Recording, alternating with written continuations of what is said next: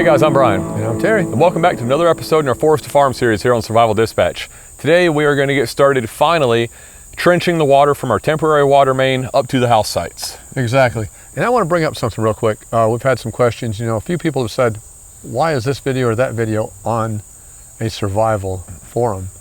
Well, if you're just trying to survive the instant, you probably wouldn't want to watch this. But if you're trying to do like us and establish your life in the woods, trying to live as much off the land as you can, that's survival. If we can get to where we don't have to go to the store hardly ever. Exactly. During this COVID mess, a good friend of ours lives in Minnesota, and he was having a very hard time finding food. He had to go to multiple grocery stores to get good fruit and vegetables. So he and a friend partnered up. One would hit 3 or 4 grocery stores, and he would hit 3 or 4 grocery stores, and they would split the food between them. Yeah, they'd call each other and say, hey, I've found some good apples over here. I found some bananas. You know, they couldn't find anything hardly. If we can grow the things we need out here to eat, we don't have to go to the store near as often. We have to have cheese. We can eventually make that, but we live off of cheese, a few pounds a week each. So we're not looking at surviving a storm of craziness over a week or a month or a Katrina event. We're looking about getting to a point where we're taking care of our families and ourselves off this land and creating a system. This is going to be a self-sustaining farm when we get done. Exactly. Everything's going to happen right here. This is long-term preparedness in what we're doing. Everything we're doing here has a plan and a goal. And it's going to be a very cohesive system when we get done. If you watch through the end of when we get done with this, we will never be done. But as we move forward, it's all going to start coming together and making sense. Exactly. A lot of people give us a hard time. Why are you chipping those trees up, man? That's firewood. We want the wood chips to feed our soil. You should see the garden he has growing now at his house. It's phenomenal, and it is mostly these wood chips. And we've had a very dry summer this year. And they're like a sponge. I've only watered twice, like 2 months ago. Yeah. And the tomatoes and everything are doing great. Speaking of water, we digressed a little bit. Speaking of water, we're going to be trenching for a water main in this video, or for our water line. And when it comes to trenching, you know, we've used a lot of older trenchers that are like a giant chainsaw on wheels. Avoid those things like the plague. Yeah, they just want to roll over. They are so dangerous and hard to operate, and they're not comfortable to operate. You're wore out by the time the day is over with. We rented a Bobcat, I think it was an MT55, and it's basically a skid steer on steroids in a micro machine package. Exactly. And it has interchangeable attachments on the front end with a quick attach, just like a skid steer bucket. And it has a plate where you can ride on the back if you want, which we opted not to because we were doing some turns and uneven terrain and whatnot. But you literally stand there and just run controls, and that thing is smooth as butter. And that trenching attachment went to like 3 feet deep. We had no issues. I was fine by the end of running that all morning. I was not exhausted one bit. Yeah, and you might say, why 3 feet deep in South Carolina? We don't have to be but 12 inches. Frost 6 line inches. 6 inches. Well, yeah, there's no real frost here. They just recommend 6 inches. Right, but we went deep. One thing is we could run another line there in the future and not worry about it if we wanted. But since then, in the heat of the summer, we've ran some water. It comes out of there really We've got cold. almost 300 feet of line running from the road to our house sites. And when you turn that water on, that first 300 feet will take your breath away, and it feels amazing. If you run it over your veins on your forearms and cool that blood down, it cools your whole body down. It's amazing what it does. Exactly. So we wanted it deep to get the water cool in the summertime. It's awesome. Yep. Well, guys, hope you enjoy this video. It's some really cool operation of this this machine, and definitely if you're trenching anything, check one of these out. Hope you enjoy it.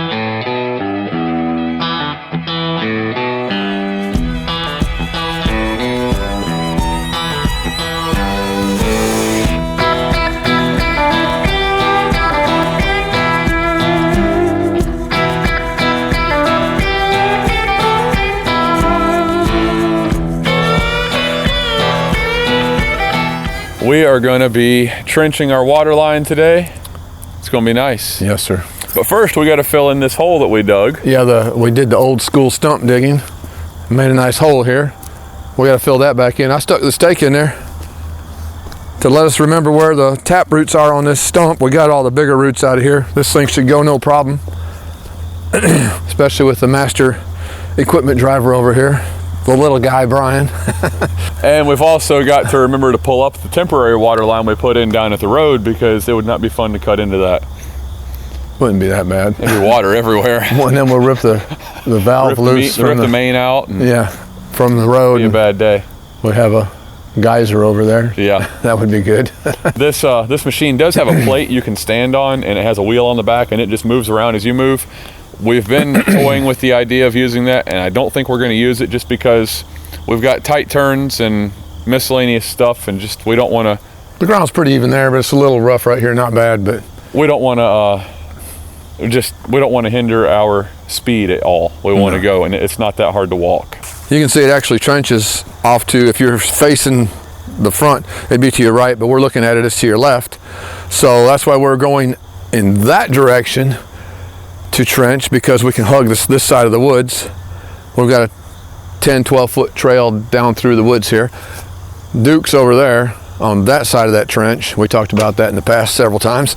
So we're going to this side with the water. Alrighty, well, let's get started. All right, I'm gonna get the rake and rake some of them pine needles and stuff back where you're gonna be trenching. That way, when we get done, maybe we got some debris to cover it back up. And again, nature's gonna take care of our issues here, because this is a woods full of leaves and pine needles and stuff. So all that's gonna be falling this fall.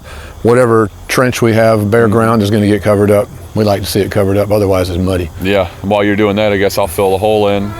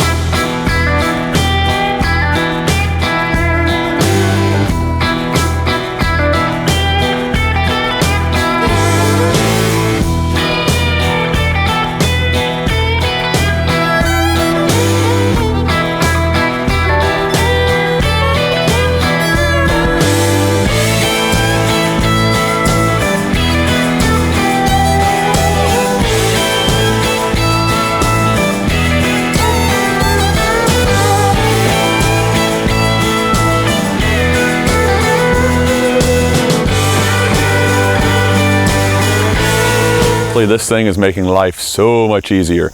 A little while back, the water line leading into Dad's house busted under a concrete front porch, so we couldn't get to it, and we had to trench a new line across the yard. Well, a friend of ours loaned us his walk-behind trencher that was very old and has seen many better days and had all the safeties jumped out, so it wasn't very good. Slightly bigger than a chainsaw. Yeah, it wasn't very big, and it beat the ever-living crap out of you, to say the least. It was a nightmare to work.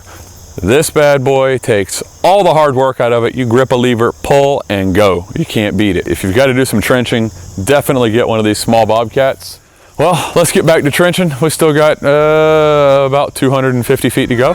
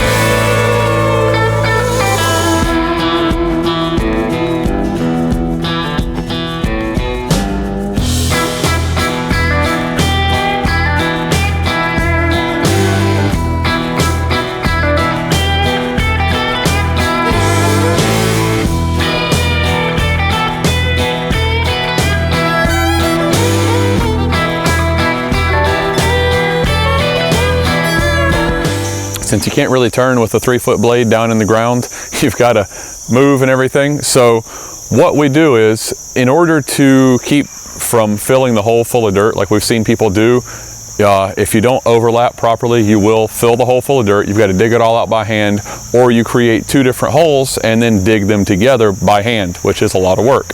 But if you overlap your hole and slowly run the chain down into the ground and back up and angle and work it back and forth, you can work down in there all the while digging all the dirt out that you're pushing in the hole. So it helps clean the hole out as you go. A lot less work on the back end with a shovel, which is always good. So we're going to show you how we do this and how we back up, line up with where we want to be, and then pull forward. So we're no experts. This is our first time running this machine, so it's definitely a learning experience, but we adapt pretty quickly to what we were using. So I think things are going really well for us, and we're not doing too dumb of a job. I know some of you experts will probably say, hey, you idiot, you could do this, but we're getting it done and pretty efficiently. Okay, first off, I got a tree right here next to me, so I got to move. Turn that down a little bit so you guys can hear me. Now, I had to get down away from that tree, go under this tree,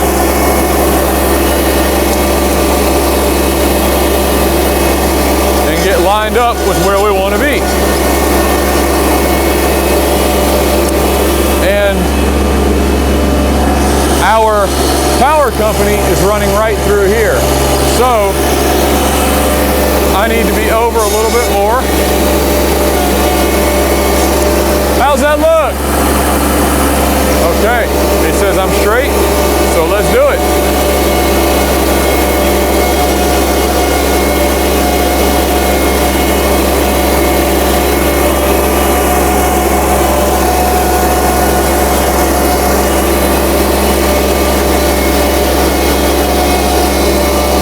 How do I look?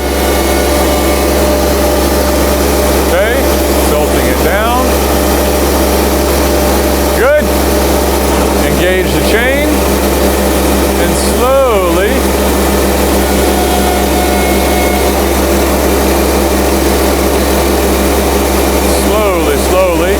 work it down into the hole.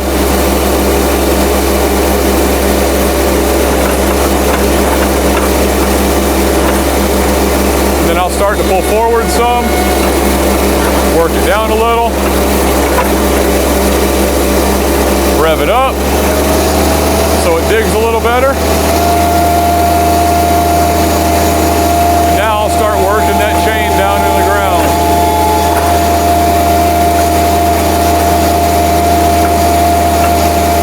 Just a little bit at a time.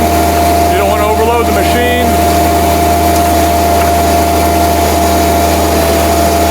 As I tilt it down, I want to drive forward simultaneously so that I get it worked in. Down just a little more. How's that look? All right. Now, let's start going in reverse.